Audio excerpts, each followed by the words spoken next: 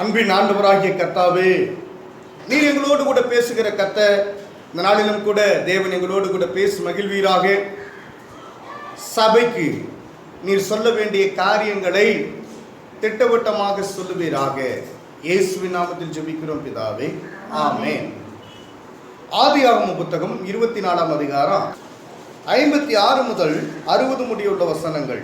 அதற்கு அவன், கர்த்தர் என் பிரயாணத்தை வாய்க்க பண்ணியிருக்க நீங்கள் எனக்கு தடை செய்யாதிருங்கள், நான் என் எஜமானத்திற்கு போக என்னை அனுப்பிவிட வேண்டும் என்றான்.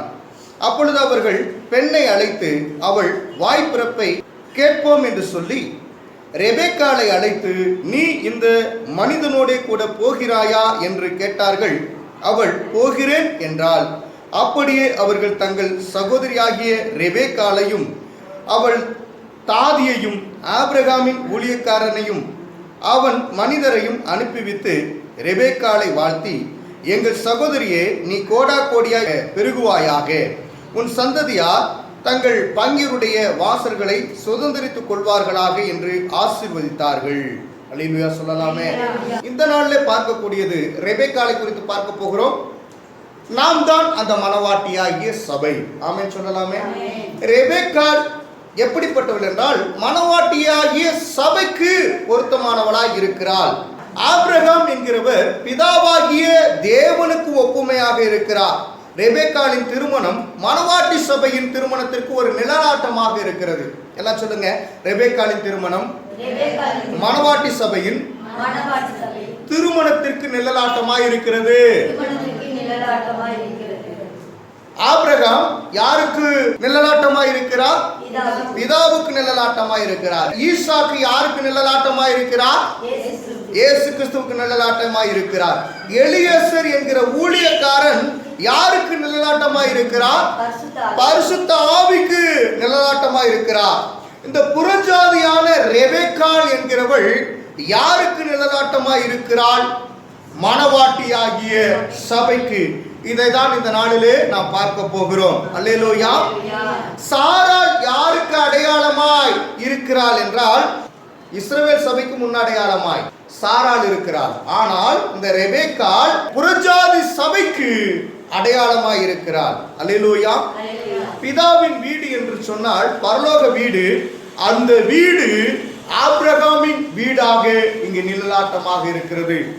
வயல்வெளியில் ரெபெக்காளை ஈசாக்கு சந்திக்கிறார். அந்த சந்திக்கிற காரியம் மத்திய ஆகாயத்திலே ஆண்டவராகிய தேவன் மணவாட்டி சபையை எடுத்துக்கொள்ள போகிறார் என்பதை குறித்து நாம் புரிந்து கொள்ள முடியும்.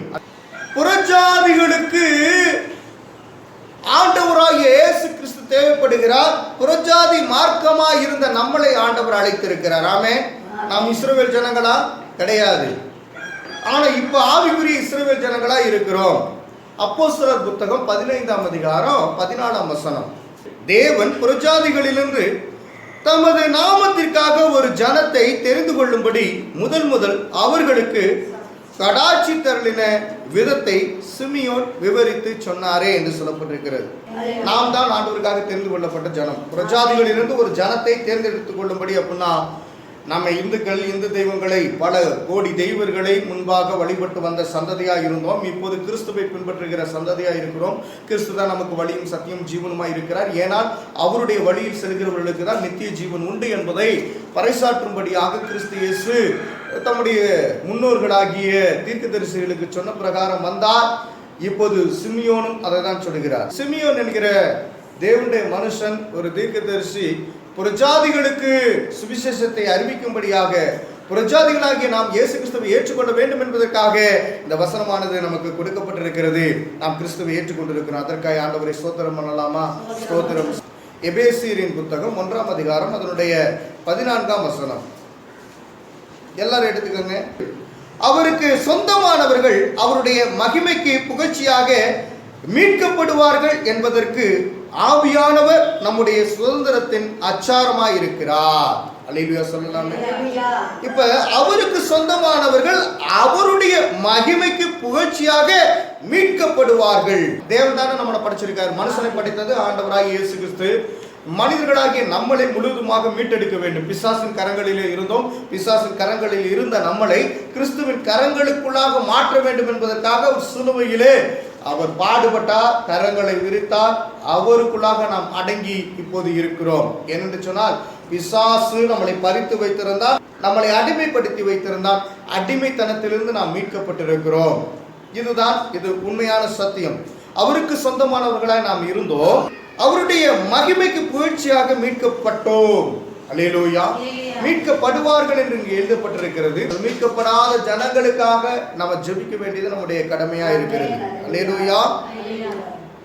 நாம் தான் அந்த மணவாட்டி சபை. மணவாட்டி சபை செய்ய வேண்டிய காரியம் என்ன? ஆண்டவர் மணவாளன், நாம் மணவாட்டி.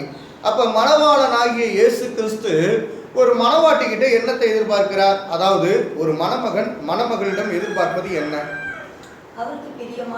பிரியமானதை செய்ய வேண்டும். அதாவது மணமகனுக்கு பிரியமானதை மணமகள் செய்ய வேண்டும். தன்னுடைய வீடு, குடும்பம், உடைமை யாவையும் விட்டுவிட முடிவு செய்தவள் யார் என்று சொன்னால் இந்த ரெபெக்காள். அல்லேலூயா.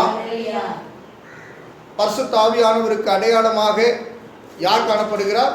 வேலைக்காரனாகி எலியேசர் காணப்படுகிறார். இந்த எலியேசர் போய் அழைக்கிறார். பரிசுத்த ஆவியானவர் நம்மளை அழைத்து கூட்டி கொண்டு வந்திருக்கிறார். ஆமே. கர்த்தரை கண்ணால பார்க்க முடியாது. ஆபிரகாம் என்ன பண்ண எங்கேயோ இருக்கிறார். ஆபிரகாம் அவங்க பார்க்கல, பிதாவாகிய தேவனை பார்க்கல. இயேசு கிறிஸ்துவை என்ன பண்ண சந்திக்க போறாங்க, இன்னும் சந்திக்கல. இடையில பரிசுத்த ஆவியானவர் வந்து தான் பேசுவார். ஆமே. பரிசுத்த ஆவியானவர் தான் இந்த சபைக்கு பேசி கொண்டிருக்கிறார். மணவாட்டி சபையின் நடுவிலே யார் பேசி கொண்டிருக்கிறார்?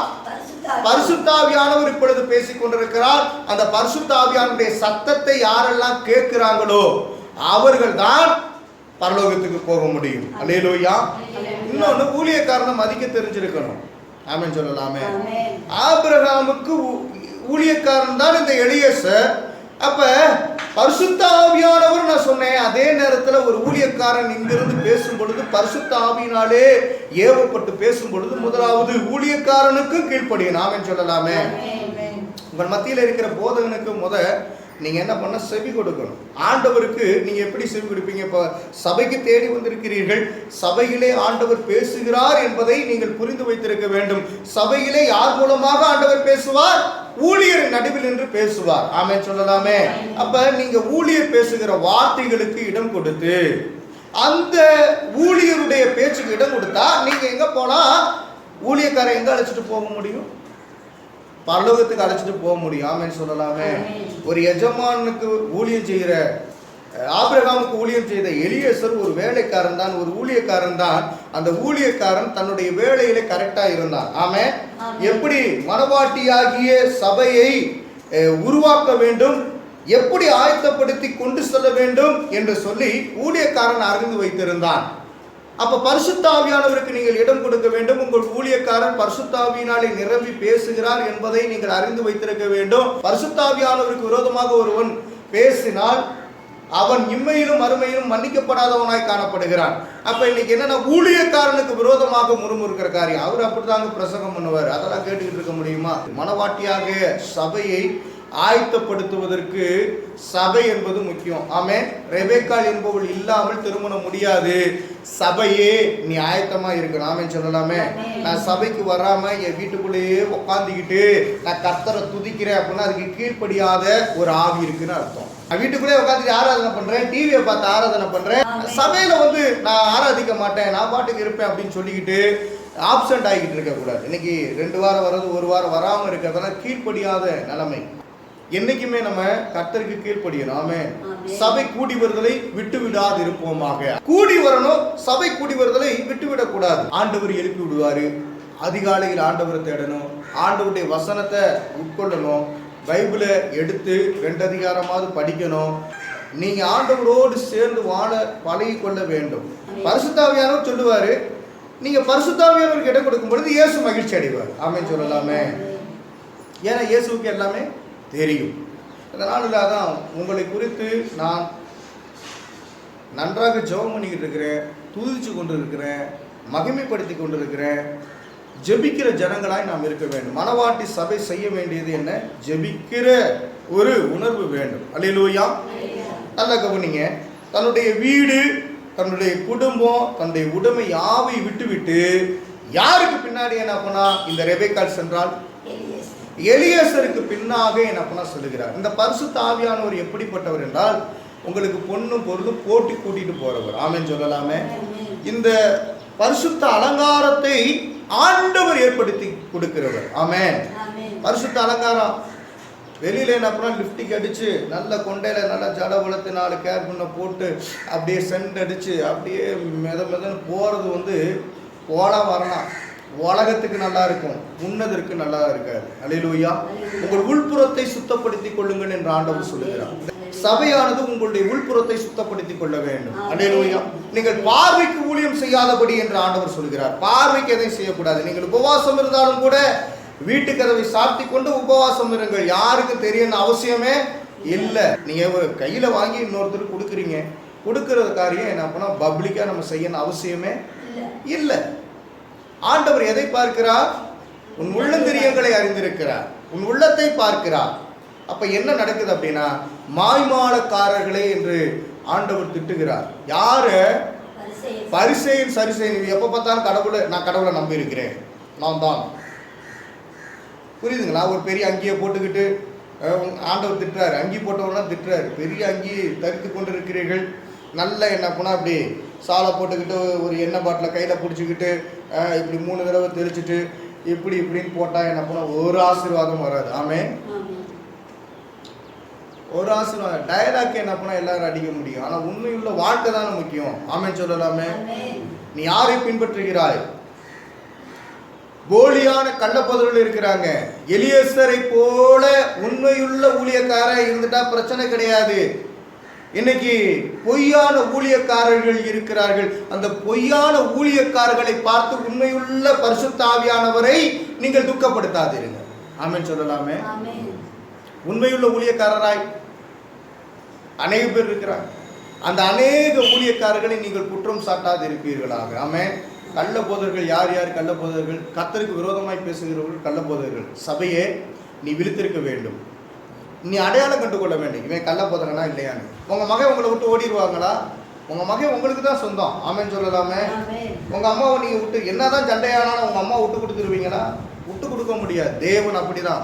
ஆமென் சொல்லலாமே. அவர் சபையை திருமணம் முடிக்கிறதுக்கு வரேன்னு சொன்னா ஆயத்தமா இருக்கணும். அல்லேலூயா, அல்லேலூயா.